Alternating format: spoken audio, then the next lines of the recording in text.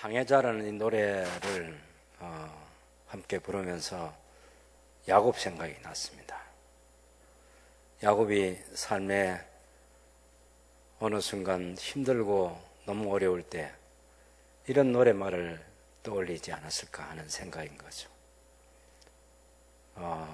깊고 넓은 바다에 나가는데 내 손을 꼭 잡아 주시옵소서. 내 손을 놓지 않으시는 주님을 바라봅니다. 예. 야곱의 생애는 그의 나이 130세에 바로왕을 만나서 내가 험악한 세월을 살았습니다. 이런 얘기를 한 거죠. 예, 출생할 때는 할아버지 아브람 계셨죠. 아버지 이삭의 나이가 60세였습니다. 180세까지는 아직도 120년의 아버지의 시간이 있습니다. 그 말은 적어도 120년 동안은 아버지라고 부를 수 있는 한 번 믿음의 조상인 이삭이 있는 삶의 시간 속의 삶인데, 그래도 삶에 지치고 힘든 시간이 닥치면 누군가를 불러보고 싶지 않겠어요.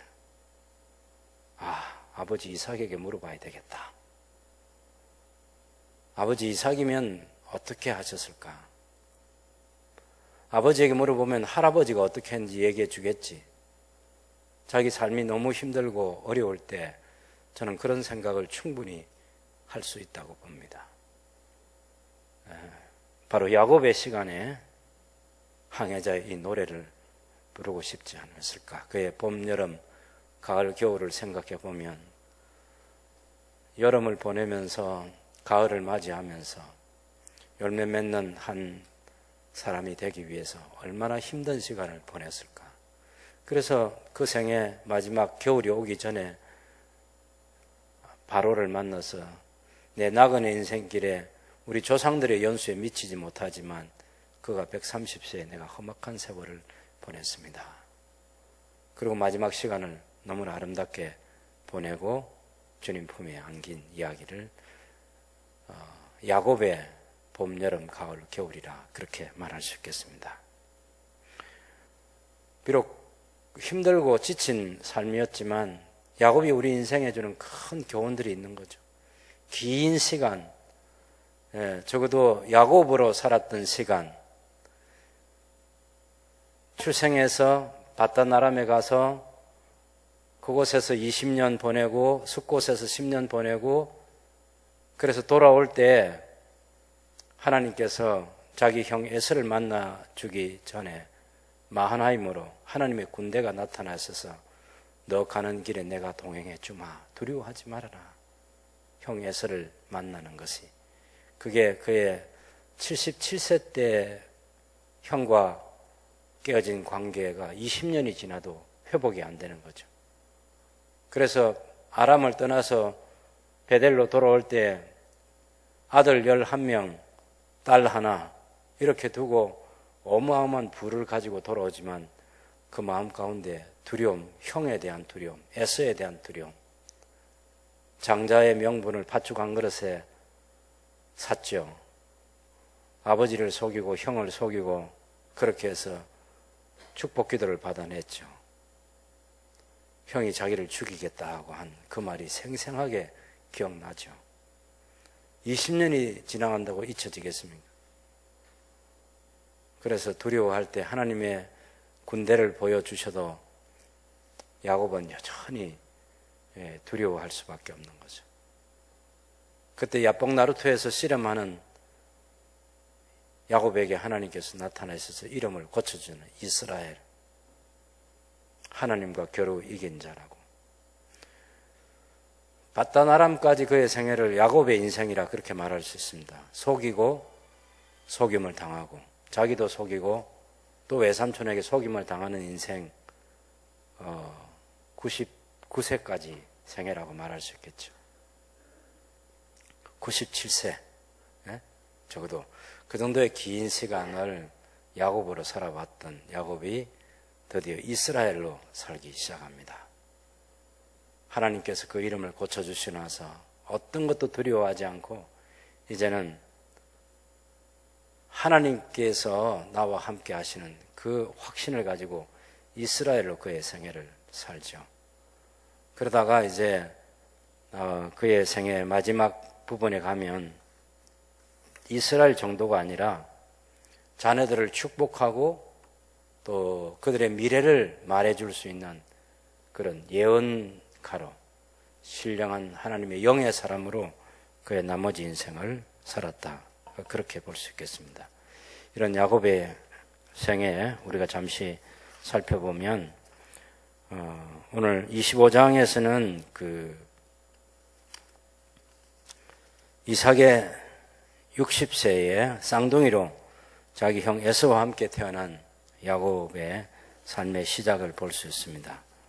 처음부터 붙잡는 사람으로 시작해서 형의 발목을 붙잡고 나왔습니다. 26절에 보면 후에 나온 아우는 손으로 에서의 발꿈치를 잡았으므로 그 이름을 야곱이라 하였으며 야곱, 그죠? 야곱. 리버가가 그들을 낳을 때 이삭이 60세였더라. 자기의 생각대로 붙들어 버리고 하는 거죠. 뭐든지 붙들어 버리고. 인간적인, 정말 너무나 인간적인 그런 방법으로 살아보려고 노력한 야곱의 생애입니다. 그 생애를 잘 보면 금방 그 다음 27절부터 나오는 이 이야기가 야곱이 자기 형 에서의 장자의 명분을 사는 일부터 시작하는 거죠. 내가 잡아야지 하는 거. 예? 이거 내가 꼭 잡아야지. 내가 형 해야지. 큰 자가 작은 자를 섬기려고 했는데 그러려면 내가 형이 돼야 되잖아. 이렇게 생각하는 거죠. 그건 야곱 자기 생각이고 평생 동생으로 살다가 동생으로 죽어도 큰 자 작은 자는 형 동생 얘기가 아니잖아요. 야곱의 후손들로 하여금 복음을 나눠주는 큰 민족을 만드는 그것이 큰 자가 되는 것이고 또 그 큰 자의 영향력 아래에서 복음을 듣고 다시 그 큰 자의 하나님을 섬기는 그런 날이 오게 되면 그것이 섬기는 자로 살아가게 되는 것이고 에서와 야곱의 하나님이 정하신 운명이라고 해야 되나요? 그런 내용인데 아주 좁게 생각해서 내가 형 돼야지, 내가 큰 자가 되려면 그래서 붙잡고 빼앗고 하는 그런 인생을 시작한 것이 야곱의 생애입니다. 그러다가 이제 그 어린 시절에 경험한 것이 26장에 있는 자기 아버지 이삭이 그랄에 내려가 가지고 자기 엄마를 누이라 해가지고 한번 아비멜렉 왕에게 혼나는 얘기 있잖아요.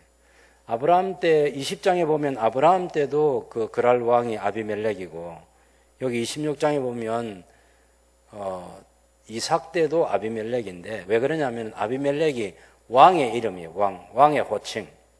이집트는 왕을 파라오라 그러잖아요. 파라오. 네, 1대 파라오, 2대 파라오, 3대 파라오 이렇게 얘기하는 것처럼 그 왕을 파라오라 그래요. 블레셋에서는 이 그랄에서 이 블레셋 왕은 왕의 호칭을 아비멜렉이라고 부르는 거죠. 그래서 아버지 때 아비멜렉이 있었고 당연히 왕이 있었고 아브라함 때 그리고 또 이삭 때도 그랄의 왕은 아비멜렉으로 그렇게 불려지고 있는 그 아비멜렉의 책망을 받은 거. 그때 야곱과 에서가 경험한 거죠. 야, 우리 아버지 같은 사람도 우리 아버지 같은 이런 믿음의 사람도 잘못하면 불신자한테 책망을 받는구나 하는 이런 생각 당연히 가질 수 있습니다. 어쩌면 이때는 아브라함이 살아있을 수도 있어요. 자 보세요. 이삭의 나이 60세에 이 애들을 낳았거든요. 이삭이 60세에 낳은 아들을 15년 되는 야곱의 15살까지는 할아버지 아브라함이 살아있었어요. 충분히 그 어린 시절에 그런 할아버지의 과거의 실수도 이야기 들었을 수 있고 또 자기 아버지와 함께 또 그랄에서 똑같은 경험을 할 수도 있고 당연히 거기서 얻는 교훈은 뭐겠습니까? 신자가 불신자들 앞에서 잘못 살면 책망받는다. 할아버지도 들은 얘기고 아버지와 함께 경험한 얘기고 그러면서 사람이 이제 자라가는데 제가 이 족장들의 이 생애를 보면서 사람이 완성되는 시간은 아주 길고 멀어요. 그리고 단번에 되지 않아요. 넘어지고 이렇게 세우면 또 넘어지고 그런 것을 반복하는 가운데 마침내 믿음의 사람으로 우뚝 서는 그런 날이 오게 되는데, 그것이 보통 우리 사람하고 같은 족장들의 믿음의 삶이 아닌가 하는 그런 생각을 가질 수 있습니다. 그 다음에 이제 26장 34절 35절을 보면 어느 날 자기 형 에서가 결혼을 해버리는 거예요. 그것도 중혼을 해가지고 자기 형수가 둘이 됐어요. 야곱에게는. 야곱이 형수의 에서가 나이 40에 헷 족속 브에리의 딸 유딧, 헷 족속 엘론의 딸 바스맛을 아내로 맞이하였다. 이게 이삭과 리브가의 마음에 근심이 된 거죠. 형수가 집에 들어와 가지고 자기 아버지 이삭과 어머니 리브가에게 기쁨이 되지 않는 형수와 형의 삶을 충분히 야곱이 경험하는 거죠. 아직 야곱은 장가를 안 간 27장, 28장은 그의 나이가 77세이지만 40세에 들어와서 37년을 보냈는데 37년 동안 형수가 자기 아버지 이삭과 어머니 리브가의 기쁨이 되지 못한다는 이 사실을 경험하면서 그 30몇 년의 시간을 혼자 총각으로 지내면서 당연히 결혼에 대한 꿈 꾸겠죠. 나는 결혼하면 형같이 안 해야지. 형수 같은 사람 안 만나야지. 아버지 이삭과 어머니 리브가의 기쁨이 되는 가정을 만들어야지. 그런 생각 충분히 할 수 있죠. 야곱이 거기까지는 잘 살았습니다. 그런데 그런 한편에 그런 형의 결혼을 보면서 그 결혼 자체가 출발이 잘못된 거잖아요. 그래서 많은 교훈을 받았지만 야곱에게 여전히 변화되지 않는 것은 처음에 태어날 때부터 붙잡는 그거 내가 큰 자가 되기 위해서 붙잡아야지 한데, 그것이 27장에서 그의 나이 77세가 됐을 때 형이 아버지에게 별미를 만들어 드리고 아버지 축복을 받을 수 있는 기회가 생겼다는 것을 알면서 어머니의 제안과 어머니의 도움으로 야곱이 설득을 당하고 그래서 아버지를 속이는데 결국 하나가 되는 것입니다. 이것 또한 야곱의 마음속에는 굉장히 두려움이 있었을 거예요. 그래서 실제로 엄마한테 얘기할 때도 축복은 고사하고 큰 벌을 받게 될 거라고. 12절을 보시면 여러분 27장 12절 11절부터 볼까요? 야곱이 그 어머니 리브가에게 이르되 내 형 에서는 털이 많은 사람이요 나는 매끈매끈한 사람인즉 아버지께서 나를 만지실진데 내가 아버지의 눈에 속이는 자로 보일지라 복은 고사하고 저주를 받을까 합니다. 13절에 어머니가 그에게 이르되 내 아들아 너의 저주는 내게로 돌리리니 내 말만 따르고 가서 가져오라. 네, 참 무서운 사람입니다. 이 리브가가. 여러분 우리가 엘리에셀이 24장에서 그 바단 아람에 가가지고 리브가를 자기 주인의 아드님 되는 이삭의 신부감으로 모셔올 때 그때를 보면 그날 저녁에 가서 얘기하고 그 다음날 아침에 출발해서 떠나오잖아요. 이게 보통 결단력이 아니거든요. 아니 아버지도 있고 어머니도 계시고 또 아버지 어머니 계시죠. 자기 또 오라비도 있죠. 조카들도 있을 텐데 그런 거 생각해 보면 적어도 하루 며칠 정도는 작별 인사라도 하고 그래야 되는데 그 다음 아침에 엘리에셀이 떠나겠다 해가지고 자기도 따라간다는 거예요. 그렇게 결단을 하고 따라온 사람이 바로 리브가예요. 리브가. 신앙만 좋은 게 아니라 삶의 결단력이 대단한 거죠.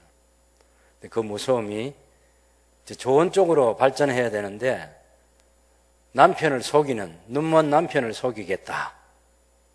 그리고 자기가 편애하는 야곱에게 그 아버지가 할 수 있는 딱 한 번의 축복 기도를 받아내겠다. 이 생각하는 거죠. 잘못됐을 경우에 모든 저주를 내가 받아도 너는 축복을 받아야 된다. 이 생각까지 하면서 참 무섭습니다. 리브가. 그래서 우리가 흔히 그 뭐 팔등신 미인이라고 생각하는 그런 사람이나 사람이 뭐 아주 부드러운 그런 사람, 리버가를 그렇게 생각하면 안 되고, 우리가 그 바단 아람에서부터 그 짐승들 목축업을 하는 그런 여성으로서 대단한 영향력을 가지고 있는 사람이죠. 힘 있는 사람입니다.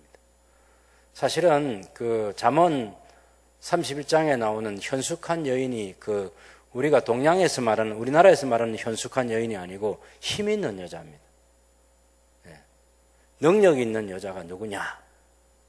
그럴 때 집안 살림 다 살고, 다 바깥으로 내보낼 사람 아침 일찍부터 밥 해가지고 내보내고, 철 따라서 옷 제대로 만들어서 지어 입히고, 부동산도 적절하게 사고 팔고, 그래서 집을 윤택하게 하는 사람이 능력 있는 여성이다. 이렇게 얘기하는 게 잠언의 얘기예요. 그 현숙한 단어, 현숙한 그 번역이 잘못된 번역입니다. 그게.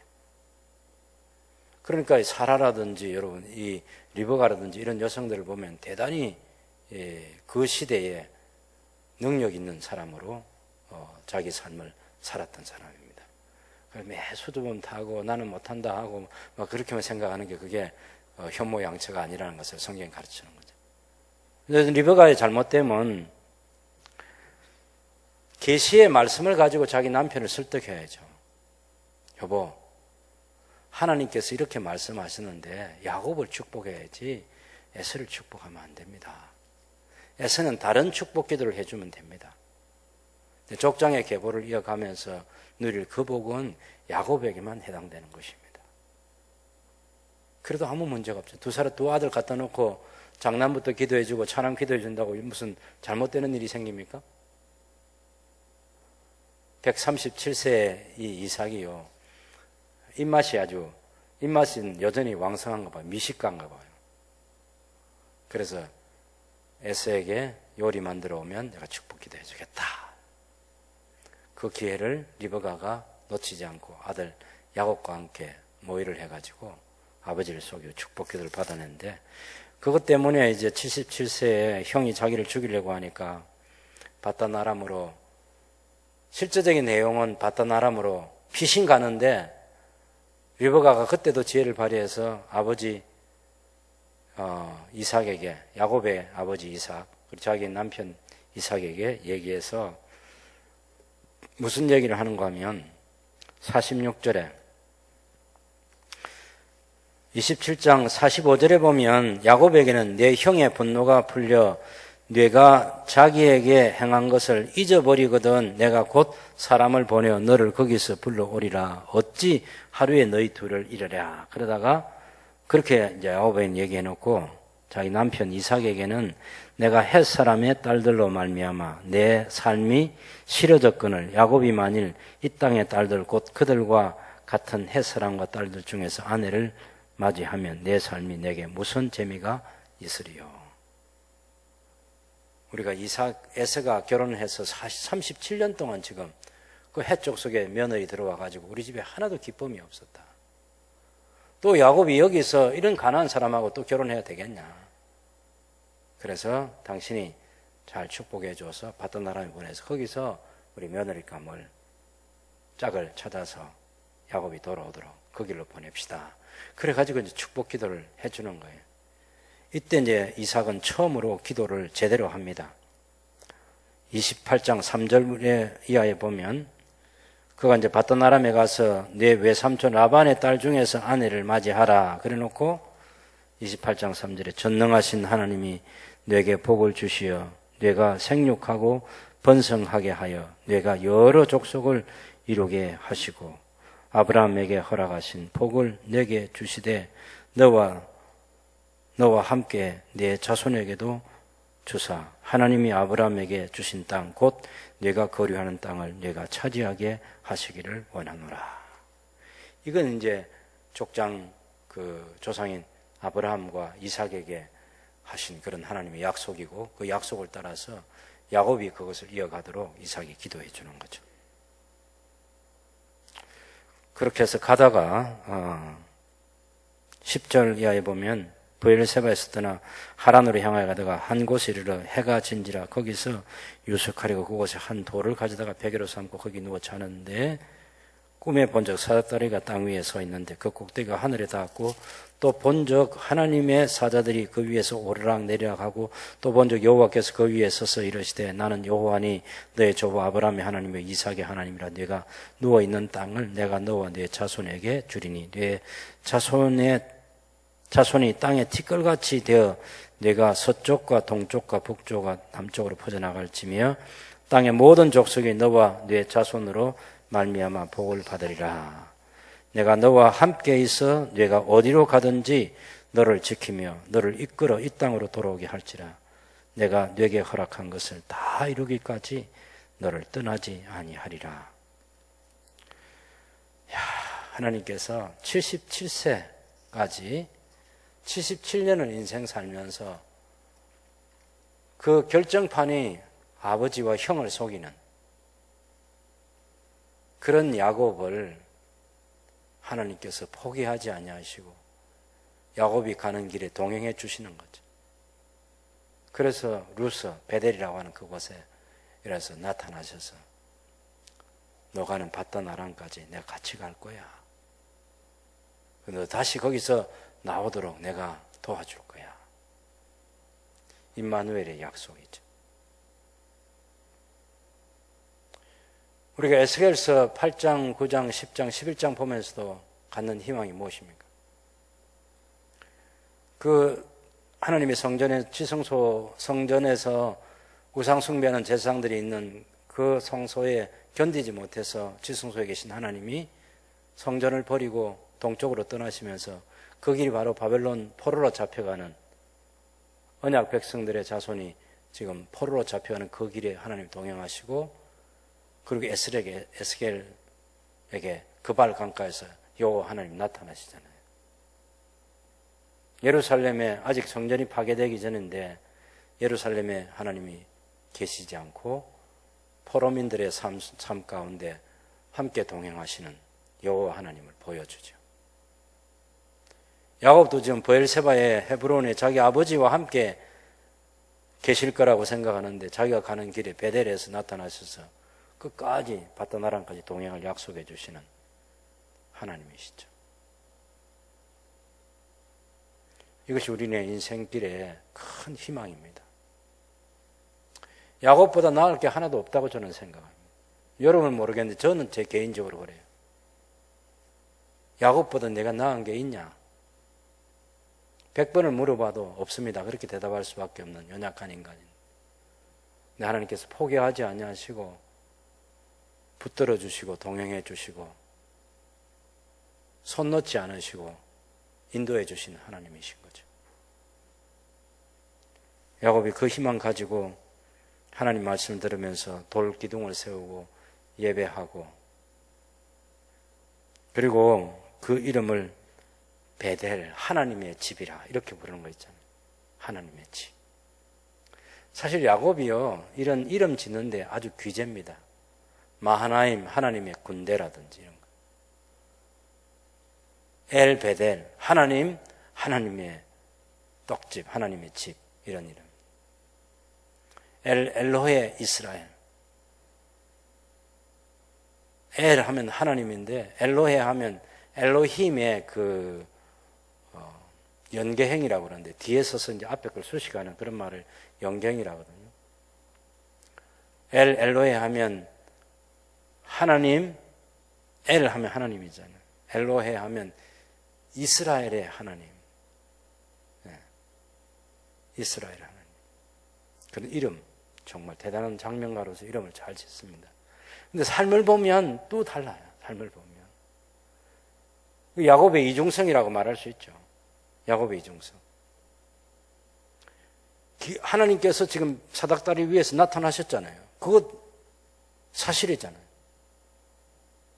그래서 하나님의 집이라는 베델이라는 이름을 짓습니다. 나쁘지 않습니다. 하나님 동행하시겠다는 그걸 믿음으로 받아들입니다. 그리고 저도 11조 하나님께 드리겠습니다. 이렇게 약속하잖아요. 거기에 무슨 순전함이 없다든지 그런 게 아니에요. 그 시간은 믿음으로 했어요. 그런데 또 다른 환경을 만날 때 또 넘어졌어요. 그 사람이 바로 야곱이고 그 사람이 바로 우리라는 것입니다. 한번 하나님을 제대로 경험했다고 해서, 이 베델의 하나님을 경험했다고 해서 우리 신앙이 다시는 넘어지지 않는 그런 사람으로 사라진다, 그런 보장은 없습니다. 어찌 될지 몰라요. 이런 사람마다 각 연약함이 있어요. 어떤 사람은 이런 건 정말 강한데 저런 건 또 약하고 그런 게 있잖아요. 야곱에게 그런 신앙 세계가 있는 것이죠. 여러분, 이제 드디어 바다나람에 가서 29장부터 보면 자기 외삼촌 라반의 집에 도착해서 영접을 받고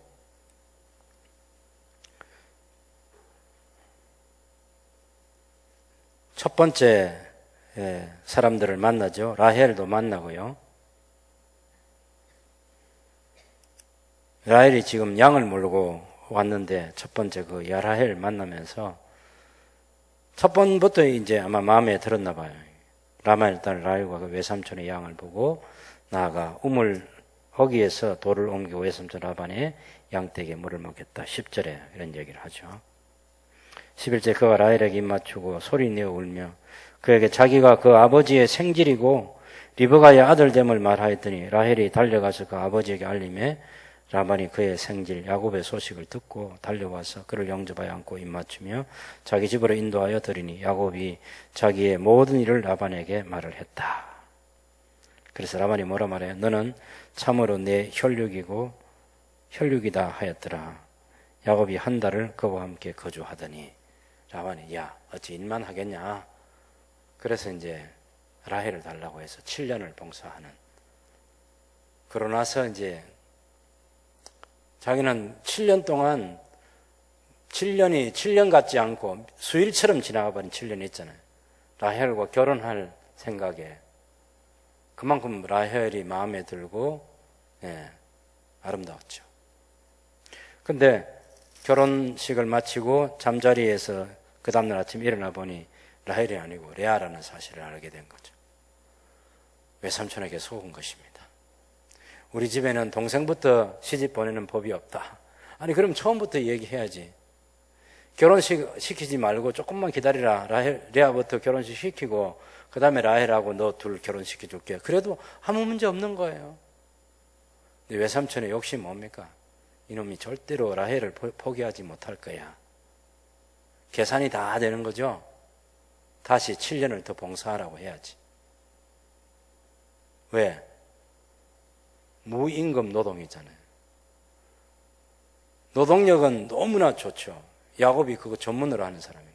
너무 잘하는데 돈 안 주고 자기 딸 팔아서 그냥 파는 게 아니고 야곱의 아내가 되게 해주는. 그러면서 14년을 일을 시킵니다. 그게 외삼촌이에요. 야, 이런 외삼촌도 있나? 예, 그런 외삼촌도 있을 수 있습니다. 우리네 삶 가운데 별별 사람이 있지 않겠어요? 라반 같은 사람. 자기의 목적 달성을 위해서 딸을 팔리고, 그렇게 해서 그 자기 집에 이제 이 남자가 한 사람 들어왔다 하는 것은 자기 아들들과 함께 대단한 노동력을 갖는 것이고 그 시대에 거부가 되는데 아주 좋은 조건입니다, 이게. 그래서 야곱을 맞아들이고 딸을 둘을 14년 동안 일을 시켰어. 그러니 그 14년 동안에 이제 7년 지나고 나서부터 아이를 낳기 시작하잖아요. 레아부터 낳기 시작해서. 그럼 야곱의 나이 84세 때부터 르우벤을 낳고 7년간 아이를 낳으면서 레아도 놓고 라헬도 놓고 라헬의 종 빌하, 실바 또 레아의 여종 그 다음에 나중에는 이제 라헬이 아들 낳는 게 요셉을 낳습니다. 그게 14년 되는 해예요. 요셉을 낳아서 이제 집에 고향으로 돌아오려 하니까 외삼촌이 더 일을 해라. 그래가지고 6년을 더 일하면서 외삼촌이 10번의 품삯을 바꾸면서 6년을 더 해서 이제 거부가 되는데 그 과정에 보면 뭐라고 말하는가 하면 내 외삼촌이 나한테 품삯을 10번이나 바꿨습니다. 내가 외삼촌의 양떼를 이렇게 잃어버리면 내가 변상을 다 해주었습니다. 하나도 잃어버리지 않기 위해서 내가 외삼촌 양떼를 지키는데 눈 붙일 겨를도 없이 내가 살았습니다. 여러분, 야곱이 하나님의 복을 받는데 그냥 기도만 하고 있는데 복 주신 그런 거 아니에요. 다윗도 마찬가지고 야곱도 마찬가지입니다. 양치는 목동으로서는 아주 그 목동으로서의 성실한 삶을 살았습니다. 목자가 될 때 그 양의 생명을 지키고 주인의 재산 잃어버리지 않으려고 하는 그 정신, 야곱, 다윗에게서 발견되는 무서운 정신입니다. 한 마리의 양도 잃어버리지 않겠다. 그런 각오로 열심히 일한 거죠. 그래도 각오만으로 됩니까? 누가 훔쳐가기도 하고 상처가 나고 병이 될 수도 있고, 그러면 자기 것으로도 주인의 것을, 외삼촌이지만 주인이잖아요, 변상해주는 그런 정신들. 우리의 삶의 현장에서 정말 필요한 정신이라고 봐요. 그런 성실한 삶을 산 야곱에게 하나님이 보상해 주시는데, 근데 바다나람에서 20년을 생각해 보면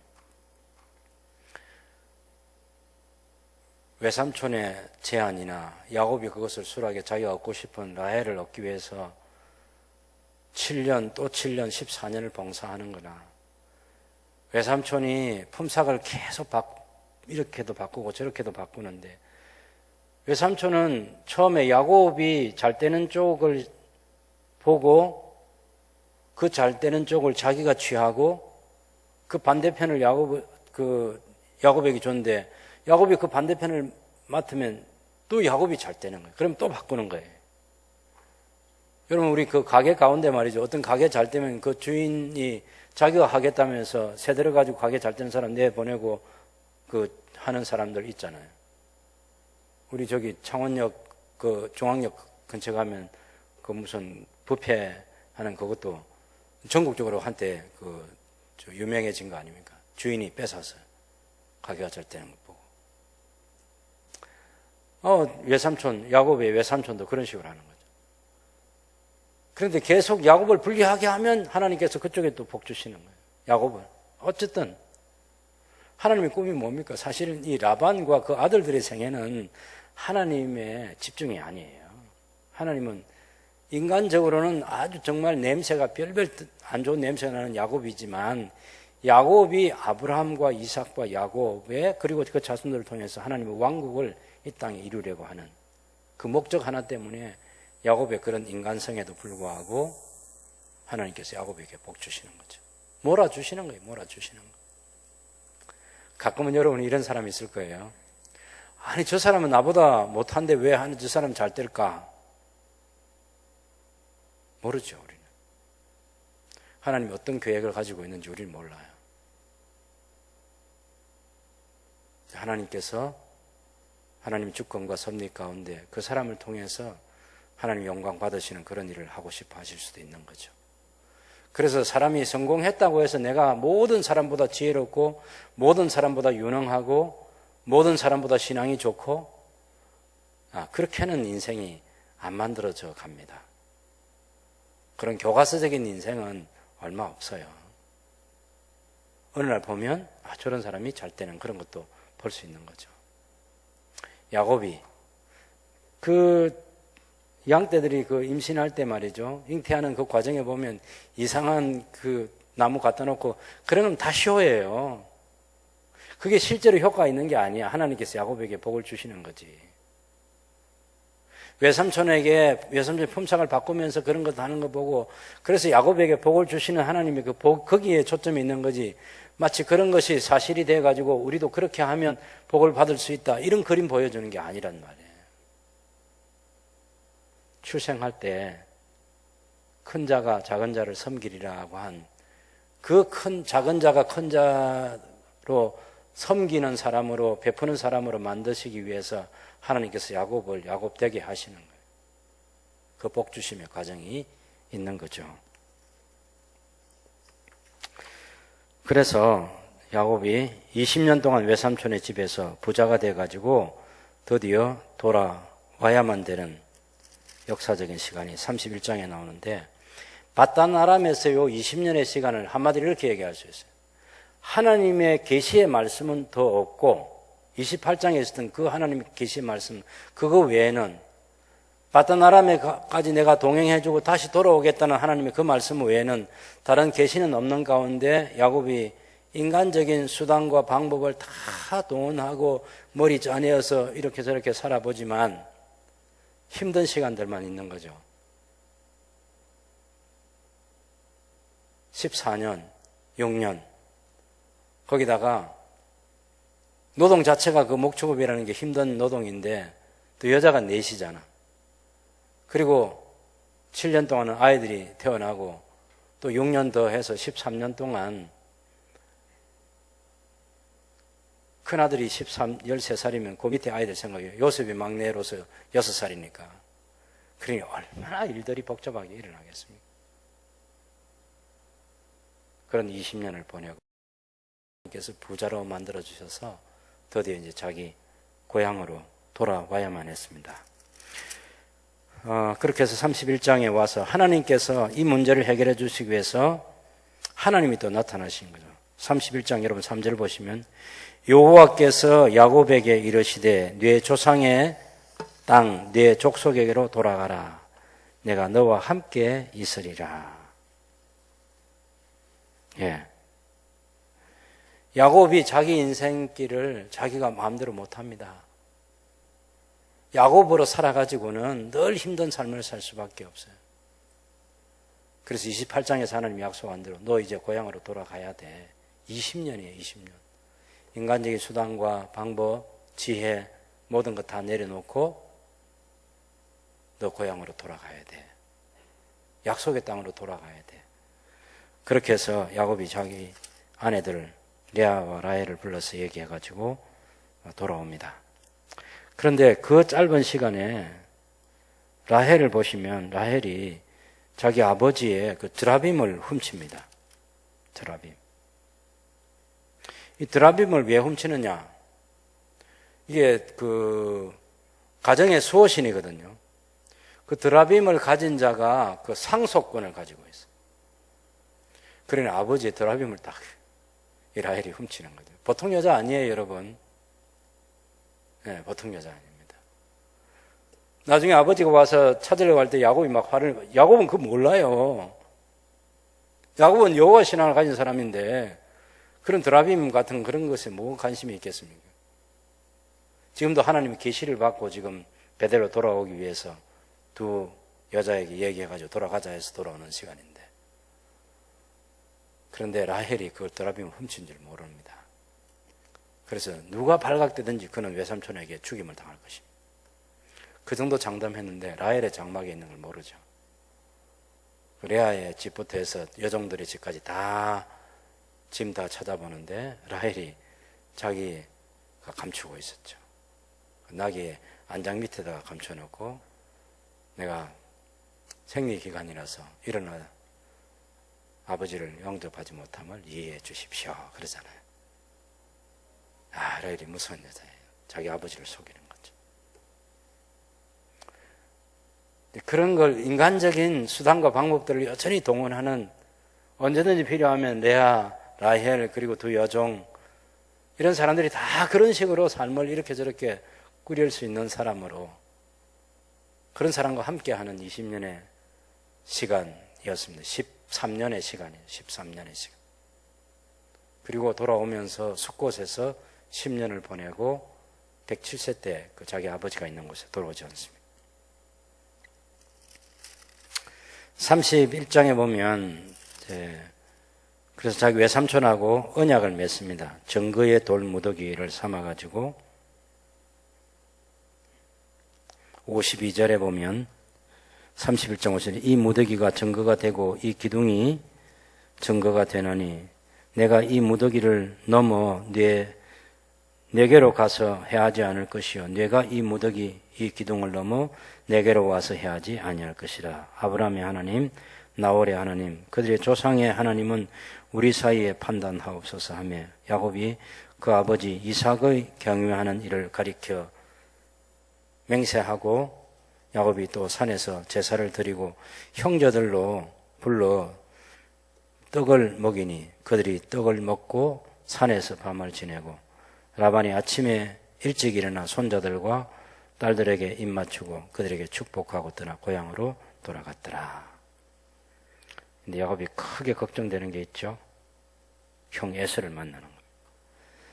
32장에 보면 길을 가는데 하나님의 사자들이 그를 만난지라. 야곱이 그들을 볼 때 이러기를 이는 하나님의 군대라 하고 그 땅 이름을 마하나임이라 이렇게 보죠.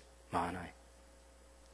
근데 두려워서 또 걱정하고 예물 준비하고 그래도 안 돼가지고 마지막 야복 나루트에서 기도하는 이야기 22절부터 나오죠. 사실은 기도해도 마음의 평화가 없어요. 아멘으로 끝났는데 하나님 군대도 보여주고 기도도 하고 예물도 준비하고 별별 다 하는 거예요 지금.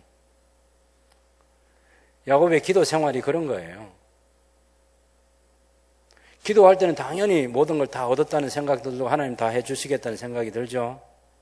눈 뜨면 현실이 딱 닥치면 내가 지금 뭐 해야지? 그러면 인간적인 수단과 방법으로 또 대처하는 거예요. 그래서 지금 이 아들들의 이 마음에 맺힌 한이 뭐냐 하면은 야곱의 형 에서 자기들에게는 큰아버지잖아요. 큰아버지가 우리 아버지를 해칠지 모른다 하는 그런 생각으로 예물을 준비할 때 종의 자식들부터 먼저 앞세우고 그 다음에 레아의 자식들을 세우고 맨 뒤에 라헬의 자식인 요셉을 맨 뒤에 두는 얘기 아닙니까? 이게 평생 나중에 37장에 가면 이제 동생을 팔아버리는 그런 일들이 생기는 것도 이때부터 생긴 그런 감정들이 있잖아요. 우리 아버지 야곱에게는 요셉밖에 없다. 그 라헬과 요셉을 맨 뒤에 두는 그런 인간적인 방법. 또 그렇게 해놓고도 또 안 되니까 또 야복 나루토에서 또 다 선물 보내고 먼저 건네놓고 자기는 기도하는 거죠. 붙드는 야곱이 여전히 붙드는 야곱. 내 이름이 뭐냐 물어보니까 제 이름이 야곱입니다. 그런 얘기. 32장이야. 그죠?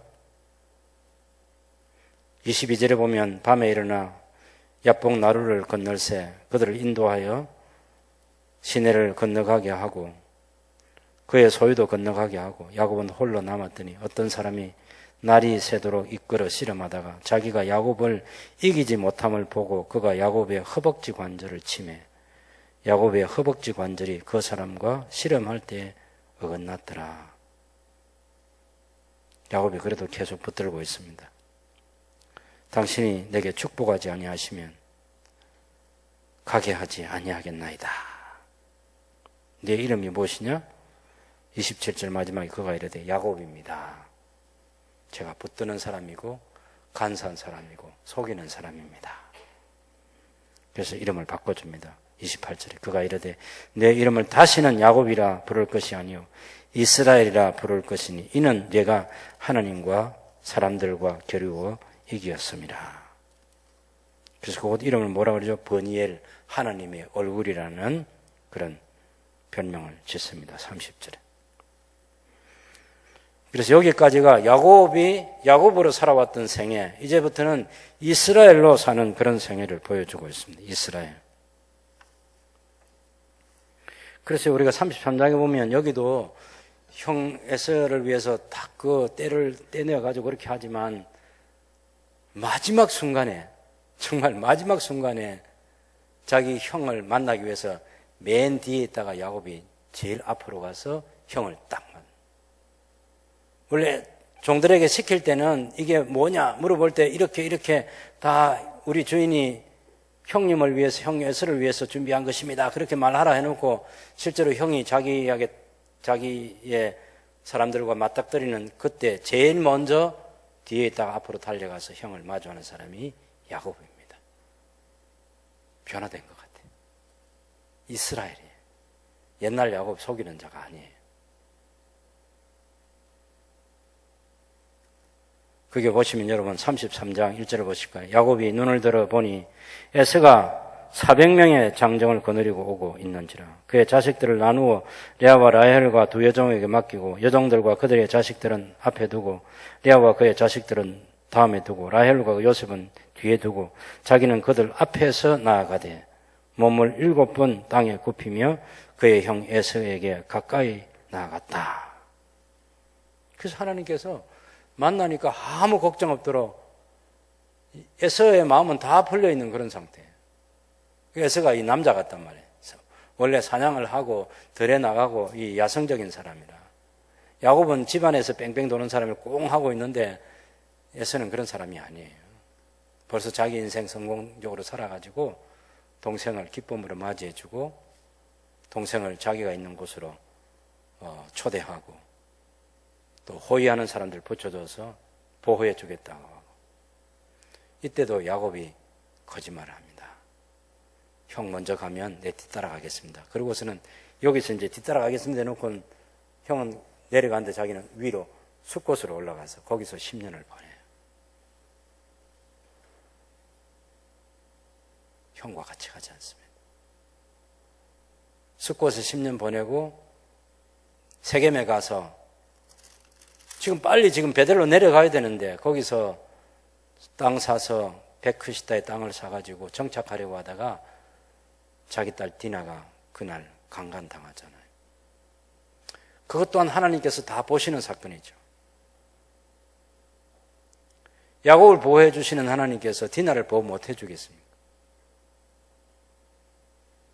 디나가 세겜의 추장의 아들에게 강간당합니다.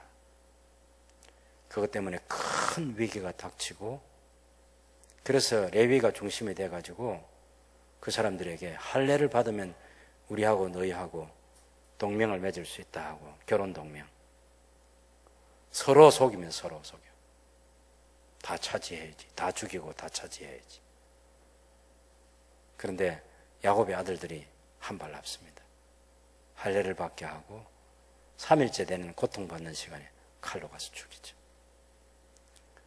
그때 다 몰살할 뻔했습니다. 지나간 30년에 모든 것들이 다 물거품이 될 뻔했어요.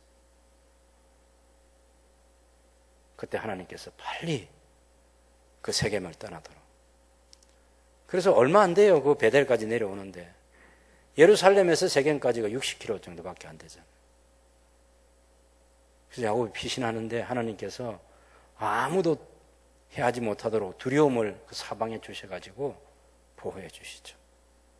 이 또한 야곱의 생애를 그 위기의 순간에 건지셔서 아버지 이삭이 있는 곳으로 데려오시는 하나님. 잘못은 야곱과 그의 아들들이 잘못했어요. 그런데 하나님께서 보호해 주시는 거죠. 왜? 하나님의 나라, 하나님의 왕국 때문에.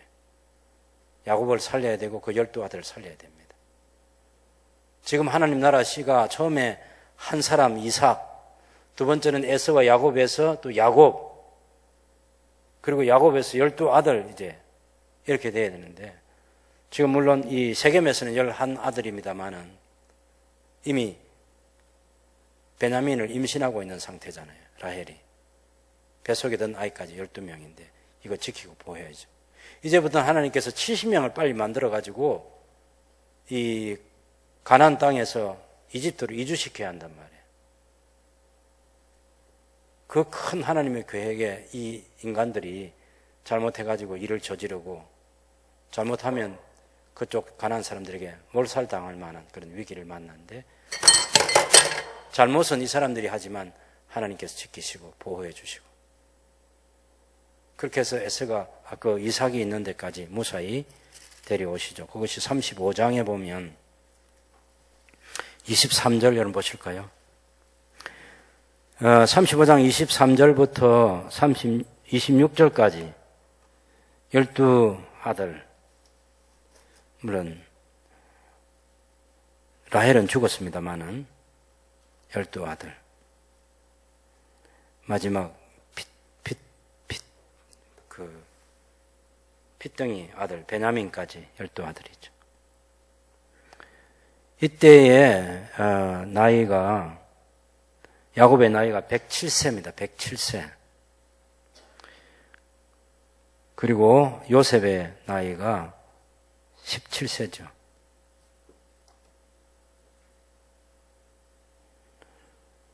이삭의 나이는 168살입니다. 그러면 지금 이제 요 12아들 지금 야곱이 자기 아버지에게 인사시켜주잖아요. 그러니까 이삭에게는 자기 손자들을 만나서 12년을 더 같이 지냅니다. 12년. 야곱은 자기 할아버지 아브라함과 15년을 같이 살았어요. 야곱의 아들들은 자기 할아버지 이삭과 12년을 더 이 땅에 삽니다. 왜냐하면 거기 27절부터 나오는 이 이삭이 180세 죽었을 때 그 나이 계산을 해보면 그렇게 같이 사는. 성경 이 3대를 굉장히 중요하게 합니다. 할아버지, 아버지, 아들까지. 아브라함도 그랬고 이삭도 그랬고 야곱의 생애는 말할 것도 없고 당연히 야곱도 3대를 보고 이 세상을 떠납니다. 이렇게 해서 이제 여러분 37장부터는 야곱이 가나안 땅 곧 그의 아버지가 거류하던 때에 땅에 거주하였으니 야곱의 족보는 이러하니라 해서 요셉이 17세 소년이었을 때 애굽으로 팔려가고 38장에는 유다 이야기 있고 39장에 요셉이 애굽에 끌려서 보디발의 집에 종으로 팔려갔는데 17살에 종으로 팔려가서 적어도 26, 7, 네, 그 정도는 충분히 됐겠죠. 그렇게 종으로 살았는데 마지막에 보디발이 요셉을 가정총무로 책임자로 그렇게 맡겨주잖아요. 그 가정총무가 됐을 때 그 여주인이 탐을 내다가 그것을 피해서 도망간 요셉이 자기 여주인의 거짓말에 자기 남편 보디발이 잘못 오해해가지고 요셉을 감옥에 가두는데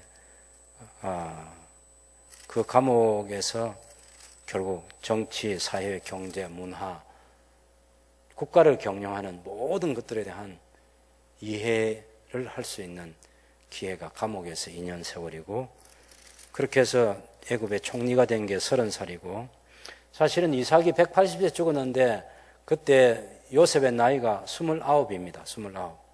그러니까 애굽에서 총리가 되기 1년 전에 할아버지 이삭이 죽습니다. 가나안 땅에서. 그리고 자기 아버지하고는 17살 때 가가지고 22년 만에 다시 만나는 그런 장면이 나오고 우리가 야곱의 생애의 위대한 장면 두 곳을 보면 46장에서 야곱이 이제 70명의 가족을 이끌고 브엘세바에서 희생제사를 드리고 하나님의 음성을 듣고 두려워하지 말라 하는 그런 음성을 듣습니다. 46장 3절에 보면 하나님이 이르시되 나는 하나님이라 내 아버지의 하나님이니 애굽으로 내려가기를 두려워하지 말라. 내가 거기서 너로 큰 민족을 이루게 하리라. 내가 너와 함께 애굽으로 내려가겠고 반드시 너를 인도하여 다시 올라올 것이며 요셉이 그의 손으로 내 눈을 감기리라 하셨더라. 그래서 야곱이 두려움 없이 내려가서 요셉을 통해서 바로 왕을 아련하고 바로 왕이 주는 고센 땅에서 거기서 자기 가족의 새로운 시대를 열죠. 17년의 세월을 삽니다. 그리고 그의 나이 147세 때 하나님 앞에 하나님께로 돌아가게 되는 시간이 그에게 주어졌습니다. 그래서 야곱으로 살았던 요셉의 생애 하면 우리가 바단 아람까지의 생애 77년 야곱을 속이는 자로 살고 그 다음에 바단 아람에서는 종으로 삽니다. 종으로 살고 그 다음에 아까 우리가 보았던 32장에서 45장까지 적어도 33년 동안은 하나님께서 고쳐주신 이름 이스라엘로 야곱이 삽니다. 그리고 46장에 애굽에 내려가서 마지막 숨을 거두는 50장까지 그때는 야곱이 적어도 이때부터 야곱은 보통 사람이 아닙니다. 바로한테 가가지고도 내가 우리 조상들의 연수에 미치지 못하지만 험악한 세월을 살았습니다 하면서도 딱 바로를 축복하잖아요. 이집트의 왕, 제국의 왕과 다름없는 그 왕을 축복은 야곱이 하는 거예요. 왜? 하나님의 이름으로. 우리 인간에게 복을 주시는 분은 하나님이시다. 그 하나님을 대리할 수 있는 야곱이 예언자로서 축복도 하고 마지막 자기 아들 전부 다 한 사람 한 사람 그의 삶에 합당한 기도를 축복하고 미래를 예언하고 그런 사람으로 살고 마지막에 온 힘을 다해서 하나님께 예배하고 이 야곱의 이 장면 저는 너무나 장엄하다고 생각하는데 여러분 49장 33절 보면 야곱이 아들들에게 명하기를 마치고 축복하는 거죠. 마치고 그 발을 침상에 모으고 숨을 거두니 그의 백성에게로 돌아갔더라. 28절 보면 이들은 이스라엘의 12지파라. 이와 같이 그들의 아버지가 그들에게 말하고 그들에게 축복하였으니 곧 그들 각 사람의 분량대로 축복하였더라. 자기가 평생 섬겼던 하나님의 이름으로 자기 자녀들에게 축복하고 마지막 하나님께 예배하면서 그리고 하나님 품에 안기는 거죠. 야, 이 죽음의 순간이요. 이렇게 위대하고 아름다워. 그래서 장례식은 보면 자기 후손들이 장차 출애굽할 그 여정을 따라서 국장으로 치러져서 야곱의 시신이 애굽의 모든 문무백관들, 대신들, 자기의 형님들하고 자기하고 같이 장엄한 정말 장례 행렬을 이끌면서 장례식을 치르잖아요. 아버지가 약속한 그 땅, 장차 우리의 후손들이 다 묻힐 그 땅. 요셉이 이 장례식을 하면서 나도 언젠가는 아버지가 묻힌 이 땅에 올라가야지. 그리고 12아들이 그 축복 기도를 다 받으면서 약속의 땅에 대한 그 꿈을 꾸지 않겠습니까? 지금은 아버지의 시신을 메고 가지만 언젠가는 우리가 이 길을 따라서 우리의 후손들이 할아버지 아브라함과 이삭과 야곱에게 약속하셨던 이 땅에 우리가 가서 살아야지 하는 그 생각하면서 장례식을 했을 거예요. 장례식 하나에도 메시지가 있는 거죠. 그래서 야곱의 생애를 보면 야곱으로 살았던 생애, 바다나람에 가서 20년 숙고까지 해서 30년 동안 종으로 살았던 생애, 그리고 이스라엘로 이름이 바뀌어져 가지고 20년 동안 종으로 살고 33년은 이스라엘로 삽니다. 그렇게 살다가 마지막 46장에 이제 애굽으로 이집트에 내려가서 17년 동안은 예언자로 그렇게 사는 거죠. 하나님의 영의 사람으로 약속을 가지고 미래를 내다보는 그런 사람으로 살다가 주님 품에 안깁니다. 야곱의 봄, 야곱의 여름, 야곱의 가을, 야곱의 겨울. 우리가 기억하면 좋겠습니다. 야곱으로 살았던 생애, 외삼촌의 집에서 종으로 살았던 생애, 돌아오면서 야복 나룻에서 이름이 바뀐 이스라엘이 되어가지고 살았던 33년, 그리고 마지막 17년은 자녀들의 미래를 예언하면서 살아갈 수 있는 축복의 사람 살다가 하나님께 갔습니다. 우리에게 주어진 시간도 지금 우리의 시간이 야곱의 봄, 여름, 겨울 중에 어느 시간인지 모르지만 여러분 각 사람이 그 시간에 합당한 삶을 살면서 영혼을 바라보면 좋겠습니다.